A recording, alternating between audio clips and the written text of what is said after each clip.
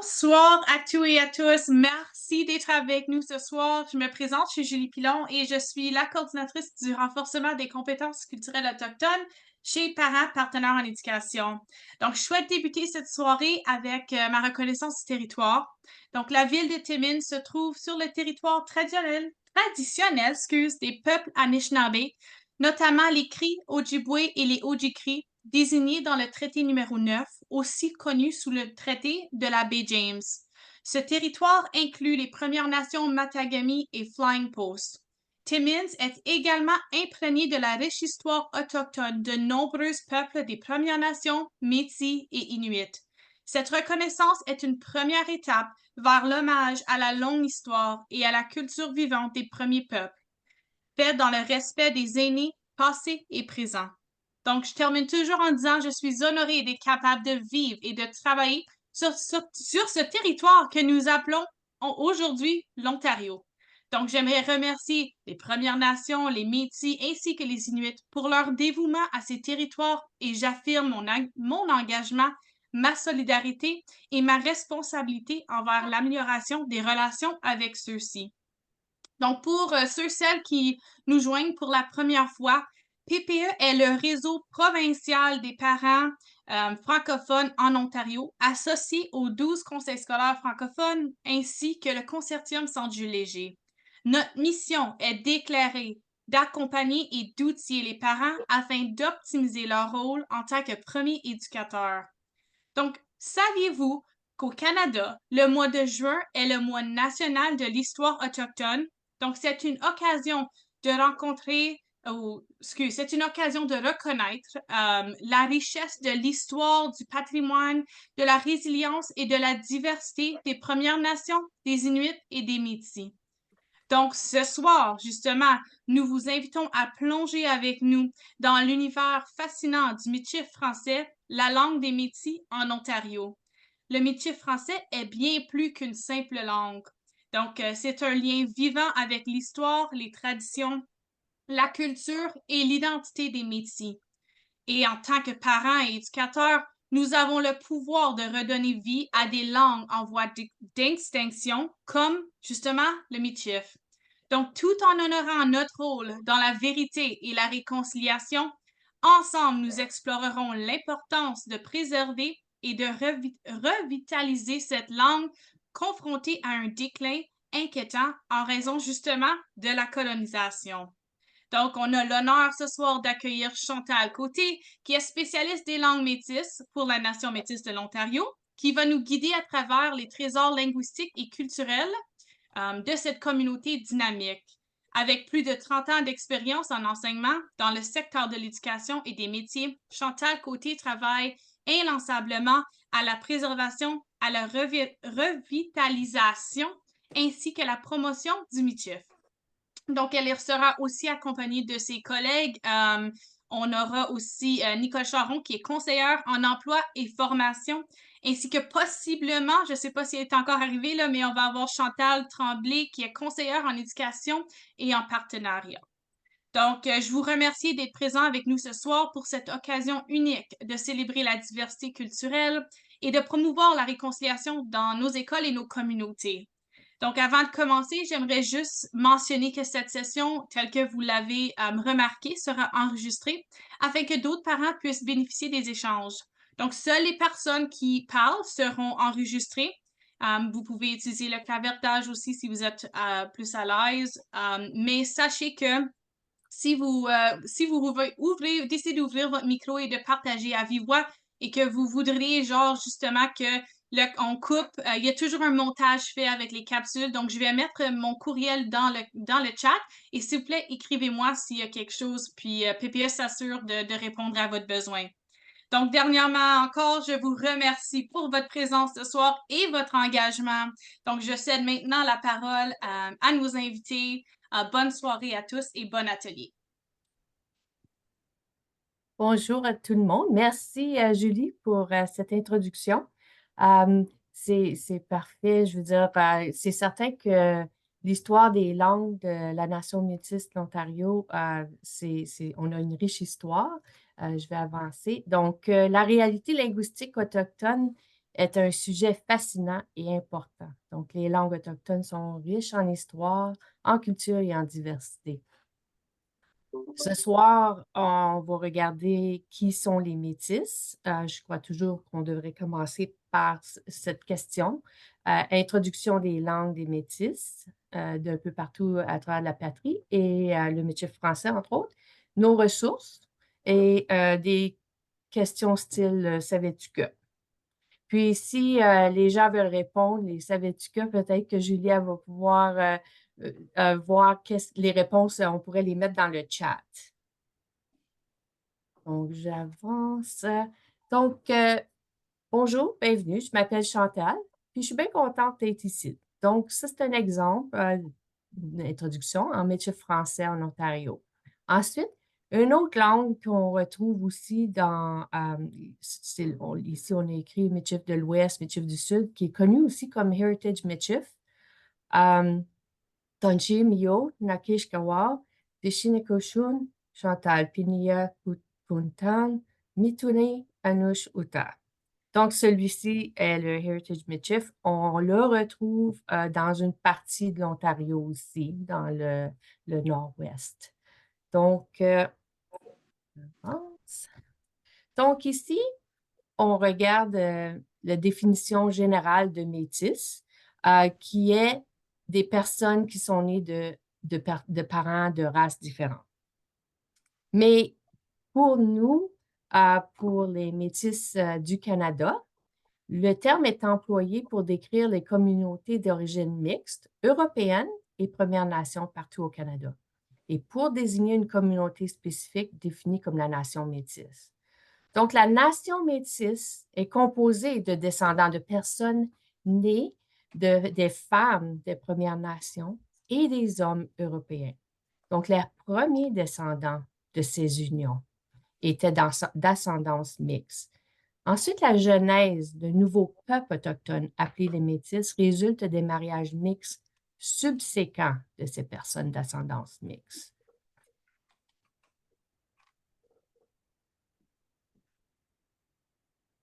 Ici, on a, sur la diapositive, on vous montre qu'on est dans la décennie des langues autochtones, donc 2022 et 2032 et maintenant a été dédié aux langues autochtones. Donc, les langues, on sait qu'ils jouent un rôle crucial dans nos vies pour la communication, l'éducation, l'intégration sociale et le développement. On sait aussi qu'au Canada, seuls les Inuktitut, le cri et l'Ojibwe sont forts. Puis c'est pour ça que là, maintenant, on a une équipe là, qui travaille. C'est ça qui est notre travail, c'est de travailler sur les recherches, puis de promouvoir notre langue, le métier français en Ontario. Ici, j'ai un petit savais-tu que c'est donc on a une journée nationale des langues autochtones, juste une journée dans l'année. Est-ce que quelqu'un est au courant quelle journée que ça serait? Puis ça, là, cette journée-là est reconnue depuis 1993. Est-ce qu'on a quelqu'un qui peut nous mettre ça dans le chat? Est-ce qu'il y a quelqu'un qui a une idée? Quelle est cette journée? Je ne vois pas que ça n'avance pas. Hein? OK, je vois c'est le 31 mars. Donc, le 31 mars est la journée nationale des langues autochtones.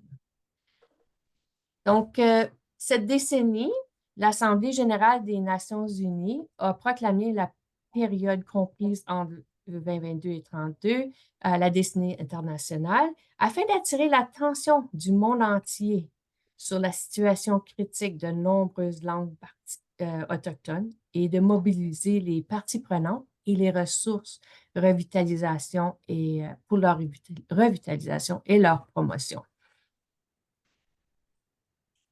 Aussi, on sait que la Commission de vérité et réconciliation, dans les appels à l'action, à partir des 94, celles-ci, 13, 14, 15, 16, se rapportent aux langues autochtones.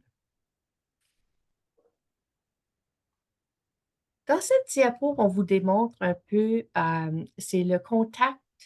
euh, on montre le nombre et la répartition de nombreuses langues autochtones, les langues des Premières Nations, entre autres, et l'Inuit un peu, l'Inuktitut, pour le Naskapi, l'Innu. Euh, et puis, celle-ci est générale, par exemple, parce qu'il y en a beaucoup plus, mais c'est parce que ceux-ci se rattachent plus, sont plus près de l'Ontario. Et c'est beaucoup les langues algonquiennes qui sont venues, euh, qui nous, qui font partie de du métier français en Ontario. Les Métis ont toujours parlé plusieurs langues à partir de leur rôle dans la traite des fourrures, qui mène aux diverses langues de leurs ancêtres. Il y a une différence entre les langues métisses, développées et parlées par les Métis. En tant qu'héritiers des modes de vie et de la culture des Premières Nations et des Européens, les Métis ont joué un rôle important en comblant l'écart linguistique et culturel entre les Premières Nations et les Européens. Donc, leur capacité de parler un large éventail de langues autochtones, ainsi que le français et l'anglais, a permis aux Métis de jouer un rôle de premier plan en tant qu'interprète de la traite des fourrures et des traités. Ces rôles ont fourni un créneau que les Métis pouvaient occuper et ils ont également renforcé et maintenu le multilinguisme parmi les Métis pendant des générations. Ici, dans cette diapo, on voit la convergence des langues et des cultures. Donc, l'arrivée et la convergence des Européens se fait principalement par la baie James, la baie du Thon et la baie James, et les voies navigables du Saint-Laurent et des Grands Lacs. On a ajouté des flèches à cette diapo parce que c'est très important aussi parce qu'il y avait un poste de traite à Moose Factory et puis qui descendait là, ici le long de la bordure de l'Ontario et du Québec. Donc, c'est très important aussi cette voie dans les terres internes de Région 3. Maintenant, ceci démontre, je vais vous dire, je voulais vous dire euh, que ça parut dans le National Geographic de septembre-octobre 2022, je crois. S'il y en a qui ont accès. Oui, septembre-octobre 2022, c'est ça. Et la carte nous permet de visualiser où et comment les communautés métisses se sont formées lors de la traite des fourrures. La population coloniale se trouvait principalement dans le sud de l'Ontario et du Québec, près du fleuve Saint-Laurent, afin d'acheminer les fourrures vers l'Europe. Et il fallait les amener à la baie James ou dans le Saint-Laurent, où elles pourraient ensuite être expédiées de l'autre côté de l'Atlantique.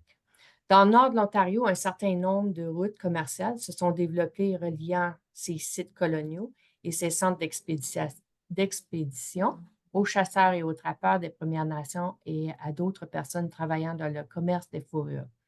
Des forts ont été établis à des endroits avantageux, créant ainsi un réseau de routes navigables qui faciliterait le mouvement des fourrures vers les centres d'expédition, puis vers l'Europe. Les communautés et les établissements métis sont aussi développés le long des routes de la traite des fourrures où les Premières Nations et les commerçants de fourrures européens étaient en contact, ont formé des relations étroites et avaient des enfants ensemble. Et au fil de ces générations, ces enfants ont acquis une identité unique. Ils sont devenus leur propre peuple, les Métis. Donc, nous voilà. Ça fait que Abitibi Inland, c'est ici où là, moi je suis, et puis plusieurs personnes ce soir qui nous joignent. Donc, on va passer un peu plus vers les langues maintenant. Donc, il y a trois catégories linguistiques distinctes à travers la patrie, à travers le Canada. Donc, Heritage Michif, le Michif français, Michif French, je veux dire, et puis le Northern Michif. Donc, nous, si vous regardez nos ressources, déjà, on disait de notre langue que c'était le Michif de l'Ontario. s'est rendu compte qu'on devait le changer parce que notre langue ressemble énormément au Michif French du Manitoba et le Michif French du Saskatchewan. Il y a des grandes différences, mais aussi des grandes ressemblances. Donc, c'est vraiment là où on se plaçait. Puis, en disant aussi Michif of Ontario ou Michif de l'Ontario, on excluait le fait qu'il y a aussi d'autres langues en Ontario. Parce que c'est presque dire comme on est la seule langue, mais on ne l'est pas. Le Michif français, par contre, est la langue la plus populaire, la plus parlée par les Métis en Ontario. Mais il y a aussi du Heritage Michif. Comme exemple aussi, le Michif, le Heritage Michif, sa composition, 50% de cette langue est de souche du français. Et l'autre 50% va avoir des mots du vocabulaire Cree, Saulteaux et de l'anglais. Donc, les trois vont combler le 50%. Tandis que le Michif French, c'est 95% français. Et puis, l'autre 5%, on emprunte des mots des langues algonquiennes. Tandis que de l'autre côté, le Northern Michif, eux, c'est l'opposé complet de nous. C'est 95% à peu près de mots, de vocabulaire du Cree. Et puis l'autre 5%, ça va être des mots empruntés du français, de l'anglais et du déné.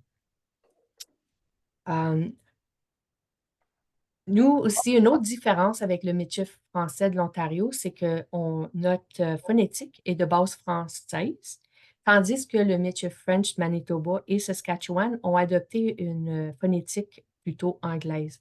Mais par contre, c'est dans l'écrit. Le parler, le son, la façon qu'on entend le mot, le vocabulaire, c'est pratiquement, ça se ressemble énormément. Mais c'est juste à l'écrit qu'il est différent. Ici, les langues métisses, le terme métif réfère à plusieurs langues et comme le linguiste Baker discute de l'ambiguïté du terme métif, qui est une étiquette couramment utilisée pour désigner différentes langues. Alors, ici, on énumère le Michif français en Ontario, le Bunji qu'on va explorer un peu parce qu'il était parlé en Ontario, le Braillette aussi, le français Michif du Manitoba, comme tantôt on a mentionné, Michif French de Saskatchewan, et ensuite le Michif de l'Ouest, Michif du Sud, c'est la même langue que le Heritage Michif. C'est juste des différents noms. Le Bunji. Bunji était considéré disparu.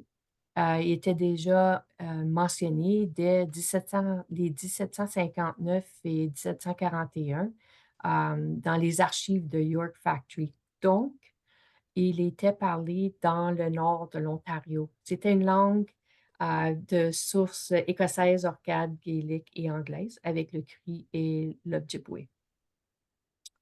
Voici une carte qui démontre un peu où le Bunji était parlé. Ça fait que c'était vraiment dans le nord de l'Ontario, le long de la baie du Thon et la baie James. Et ensuite, aussi, on a mis une flèche qui dirige vers le Manitoba parce qu'on le voyait aussi, la langue était, les gens sont allés aussi au Manitoba. On retrouve cette langue là-bas. Le braillette est aussi une langue qui est disparue. C'est une langue qui est aujourd'hui, pour autant que nous le sachions, disparue, mais on dit aussi que elle pourrait être la langue souche de notre métier français. Mais on continue à chercher pour des documents sur le braillette parce que il y a très peu d'informations sur cette langue. Le braillette, on le retrouvait, les ressources qu'on a en ce moment nous indiquent que le braillette, ça c'est où on voit la ligne rouge qu'on a ajoutée, c'était le long des Grands Lacs et se dirigeait vers l'ouest. Donc, c'est ce qu'on connaît à ce point-ci du braillette. Ici, on a une carte que No History nous ont procurée. C'est une carte qui dépicte les communautés métisses de 1851 à 1921 à travers l'Ontario. Donc, il y avait quand même beaucoup de métis dans la région de Moose Factory, Moosonee, dans le nord, et puis, évidemment, dans le restant.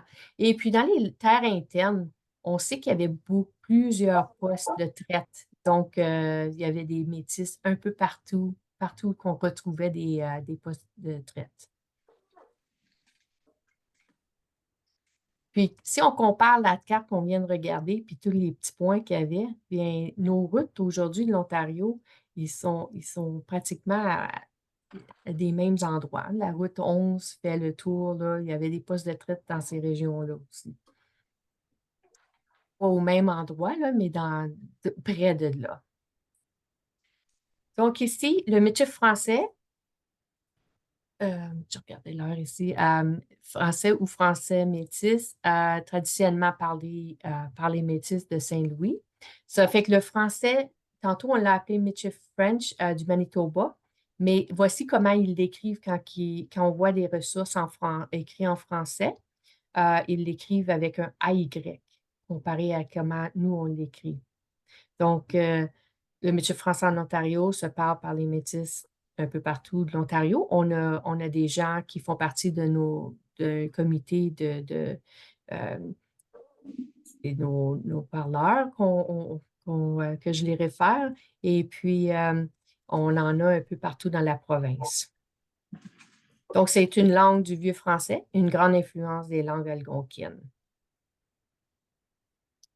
Ensuite, aussi, le métier français, voici où qu'on le retrouve, celui-là qui s'écrit avec un AY. C'est la région ici, quand même assez près de Winnipeg. Puis eux, qu'est-ce qu'ils ont fait? Ils ont aussi une école, ils ont une petite école où leur métier français est enseigné. Ils ont aussi développé un petit dictionnaire. Euh, c'est, on peut comparer beaucoup notre métier français à le leur. Ça se ressemble énormément. Ici, on parle du métier de l'Ouest. C'est une langue où que les articles, les adjectifs sont français et les verbes et adverbes sont en cri, incluant les mots démonstratifs, postposition, les mots de question, pronoms personnels, ainsi que d'autres possessifs et prépositions. Et les éléments négatifs sont issus des deux langues. Le métier semble conserver relativement intact certaines caractéristiques grammaticales saillantes des langues sources, comme les genres dans le substantif français et la structure algonquienne complexe du verbe cuit. Alors, cette information-là nous vient de Mazzoli. Et voici un peu où on retrouve cette dernière langue. Un peu partout dans l'Ouest. Et puis, la raison qu'on le montre aussi, c'est parce qu'on le retrouve aussi le long de la frontière de l'Ontario. Donc, les efforts qui visent à poursuivre la recherche, revitaliser et promouvoir la langue avec des ressources, de la documentation et des groupes linguistiques. On dit que toute activité linguistique est un atout. Et puis, notre équipe, on s'est formé en 2022, mais ceci étant dit, la langue, on a commencé à l'écrire quand même depuis les années 90. Or, c'était une langue parlée seulement. Et puis, donc, tantôt, on va voir quelques ressources qui ont fait leur début, certaines depuis 2012, 2012. Le NUHF en Ontario, alors No History, Canadian Geographic ici, encore septembre-octobre, mais en 2020, nous ont fait cette carte et puis eux, d'après leurs recherches, c'est ici que se situaient les gens qui parlaient le Michif en Ontario, le Michif français. Mais peut-être qu'il n'y avait pas assez des grands nombres pour les indiquer, mais il y en a quand même un peu partout en Ontario. Donc, encore ça, c'est la même carte que tantôt. Ça ressemble un peu comme on voit où ce que encore dans la carte de No History, c'est quand même une grande concentration dans le nord et dans cette région ici, là, plus au sud, vers la baie Georgienne. Alors, ici, voici des exemples. Allo Commenté, qui est en Michif français de l'Ontario, et le Tonshikia, qui est le Heritage Michif ou Michif de l'Ouest, Michif du Sud. Ensuite, au bas, c'est le Allô, comment ça va, qui est en français Michif, celui du Manitoba. Un autre exemple, où est-ce qui est mon capot? Et puis, tonner mon capot d'hiver. Ici, on voit comment est-ce qu'ils ont gardé quand même des mots français pour le Heritage Michif. Et puis, Ivo Skili, mon capuchon pour le français Michif. Des exemples de mots empruntés certains des langues algonquiennes. Donc, la Mi'kwen, une Mi'kwen, qui est en anglais, une ladle, donc une grande cuillère. Tatatouiner, qui serait un vieux verbe du vieux français. Tuktu, qui est une influence de la langue montagnais. Boucan, encore langue des Premières Nations, Babiche, Makena, Tabaji. Ce sont tous d'origine, beaucoup d'entre eux, le Tabaji est algonquin, le Makina, c'est Ojibwe. Les salutations en métis français, donc comme tantôt j'ai dit, allô, je m'appelle Chantal, je suis métisse puis je parle métif. Le métif, c'est ma langue puis mon héritage. Euh, on élabore plus aussi on va faire une présentation la semaine prochaine pour nos collègues de travail. Et puis, on va ajouter aussi nos territoires, nos régions. Puis, fait que les gens sont très aptes et sont très intéressés d'apprendre comment se présenter, surtout quand ils vont dans différents événements. Alors, ici, on a le lien qui vous dirige vers notre page web. C'est les Métis Language Initiative, si vous cherchez dedans le site web de Métis Nation of Ontario. On a, depuis 2022, développé plusieurs ressources. Elles sont tous disponibles sur le site. Ici, on a un jeu de mémoire. Et puis, c'est un jeu trilingue. Et puis, comme ça, les gens le jouent de plusieurs façons. On le dit un jeu de mémoire, mais il y en a qui jouent genre Go Fish ou avec des cuillères. Les gens inventent les jeux. Puis, Nicole, elle a un bel exemple qu'elle pourrait vous raconter, comment elle distribue les ressources quand elle va à des sessions. Puis elle pourrait vous le raconter tantôt quand elle vous parlera. Ici, c'est un livre, le Gros Party. Donc, on a un comité consultatif, comme je disais, nos parleurs Michif. Et puis, ils se sont mis ensemble où un différent membre, les paragraphes sont écrits par différents membres du comité. Donc, c'est une histoire en Michif français tel que parlé en Ontario. Et puis, on a écrit en Michif, en anglais et en français. Les images ont été faites par un artiste. Alors, c'est quand même une belle petite histoire. On travaille sur une deuxième histoire là, qui est à la fin du développement. Et puis, on en débute une troisième maintenant. Fait que les ressources continuent à augmenter. Donc, voici une référence que je faisais tantôt à un cahier d'activités. Donc, la première édition était en 2012, mais ce travail a été créé parce que la première version d'un petit pamphlet de notre langue avait été écrit vers la fin des années 90 et cette personne avait présenté ça au ministère de l'Éducation et puis il nous avait fourni des fonds pour pouvoir écrire notre première édition en 2012. Ensuite, il y a eu des révisions qui ont été faites et en 2018, une deuxième version et un raffinement encore a été fait et en 2023, on a euh, mis notre troisième édition. Ce sont tous des ressources que, oui, ils sont sous forme imprimée, mais aussi sont disponibles sur le site web en format PDF. Donc, on a travaillé aussi avec COPA, le Centre ontarien des préventions des agressions. Euh, donc, eux avaient approché plusieurs groupes autochtones en 2012 et puis en 2013, on avait commencé des consultations à travers l'Ontario et puis ils ont fait des consultations avec chacun des groupes qui ont travaillé avec. Je crois qu'il est écrit oui, en 7 langues et puis donc, il y a des courts-métrages qui sont disponibles sur leur site. On les a aussi sur notre site où on a le lien au moins pour leur page à eux. Et puis ensuite, vers la fin, il y a eu un petit livre qui a été écrit, puis il y a 3 belles histoires. C'est un gros, je dis un petit livre, mais quand même assez gros.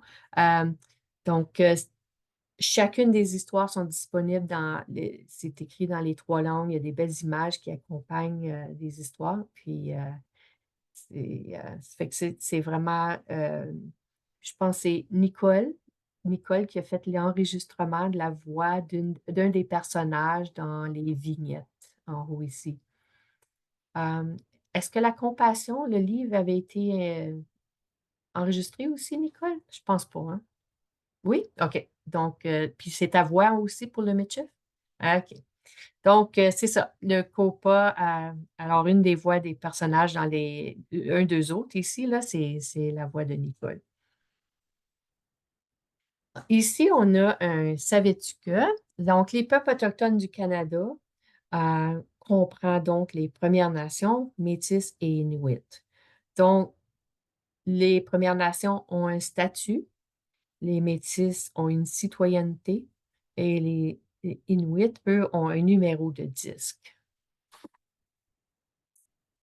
Ici, le savais-tu que lequel de ces énoncés est correct? Je ne sais pas s'il y aurait quelqu'un qui voudrait le mettre dans le chat. Est-ce que c'est le premier, la Journée nationale des peuples autochtones, le 21 juin, ou est-ce que c'est Premières Nations et peuples autochtones, ou encore Métis et peuples autochtones, ou est-ce que c'est Inuit et les peuples autochtones? Oh, il y a une réponse, parce qu'il y avait, oui. Je ne sais pas si moi je peux les voir. Oh, non. Oui. Tu vois le chat, Chantal? Oui, OK. je vais aller voir là. Donc, je Qu'est-ce vais qu'on lire a en eu? avant. Ah, ben oui. Bon, fait que bravo, bravo, c'est ça. C'est le 21 juin qui est la journée nationale. Euh, Voyons, ça ne veut plus avancer parce que j'ai pesé ici. Donc, et voilà, la bonne réponse, on peut avancer. La journée nationale des peuples autochtones parce que les trois sont des peuples autochtones. Les Premières Nations, Métis, Inuit.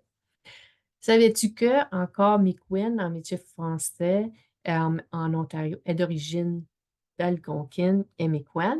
Et qu'est-ce que j'ai dit tantôt que c'était? Est-ce qu'il y a quelqu'un qui... Qu'est-ce que c'est une Mi'kmaq? Je l'ai mentionné en anglais et en français. Une cuillère, c'est ça. Une grosse cuillère. C'est une louche, comme une grande louche. On a une image, là, si je peux avancer encore. Et voilà. C'est une grande cuillère de bois. Sais-tu que le canot d'écorce de bouleau est fabriqué par des métis partout en Ontario?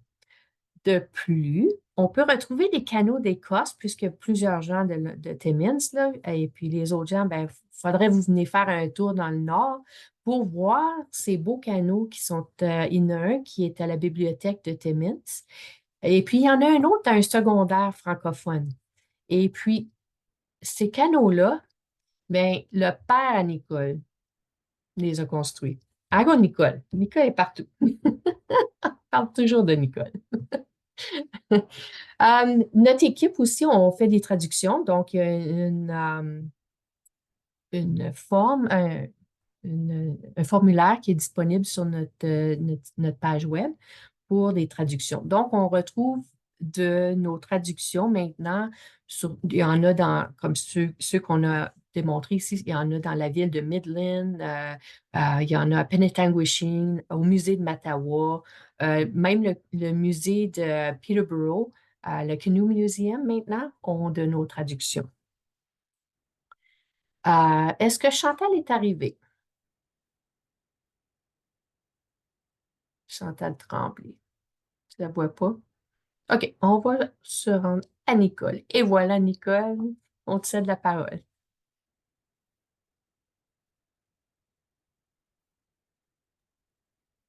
Ben, salut tout le monde. Ben, moi qui est Nicole. Moi, je suis conseillère d'emploi et formation pour la Nation métisse de l'Ontario. Ça fait déjà presque 23 ans que je suis dans le poste.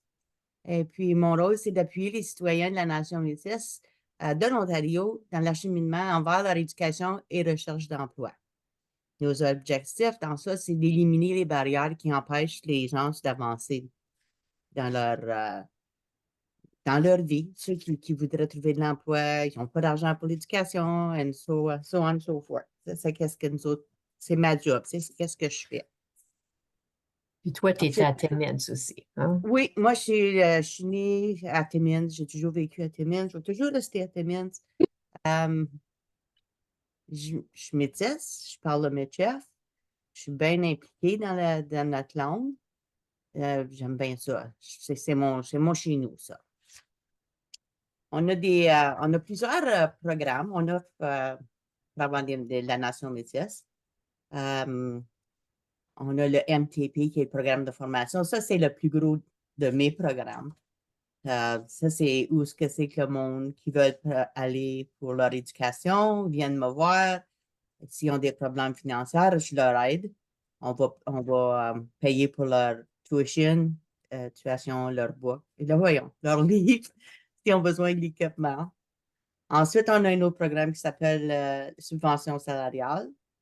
Ça, c'est pour aider les gens et aussi les employeurs. Parce que si un employeur embauche une personne, mais on aide à payer les frais de salaire pour le client. Programme d'été, c'est nos étudiants de 15 ans à 29 ans qui ont besoin de l'aide à trouver de l'emploi pour l'été. C'est encore une subvention salariale qui encourage les employeurs à prendre les jeunes pour les mois d'été. Programme d'apprentissage, la même chose. Il y en a beaucoup qui font leurs heures à l'ouvrage, mais qu'après 2 ans d'études, ils sont obligés d'aller à l'école pour le Red Seal qu'ils appellent. C'est là que nous autres, on va leur aider avec les coûts de tuition et livres, éducation et whatnot. Ça, c'est qu'est-ce que moi je fais. Puis, pour ajouter, Nicole est Oui. à Timmins, mais il y a des gens qui font cet emploi-là un peu partout en Ontario. Oui, dans les 9 régions, on a des représentants comme moi qui font la même position. Ça, s'il y en a qui veulent me contacter, j'ai aussi une collègue chez Angèle Raté, son nom. Ils peuvent toujours nous appeler au bureau. Ça nous ferait plaisir d'aider. Parfait. Donc, Oui. y avait-tu d'autres choses, Nicole? Non, c'est tout, c'est OK. bien. Donc, ici, c'est une des dernières diapos. Donc, merci tout le monde de nous avoir écoutés. Encore un exemple. Puis, si on regarde plus bas, le merci pour nous avoir écoutés. Ça, c'est en le français Mitchell du Manitoba. Donc, on peut voir un peu les différences. Eux autres utilisent ici le I au lieu du E accent aigu. Puis le AY que nous, je me souviens, je pense même pas qu'on l'utilise. C'est vraiment de la phonétique anglaise.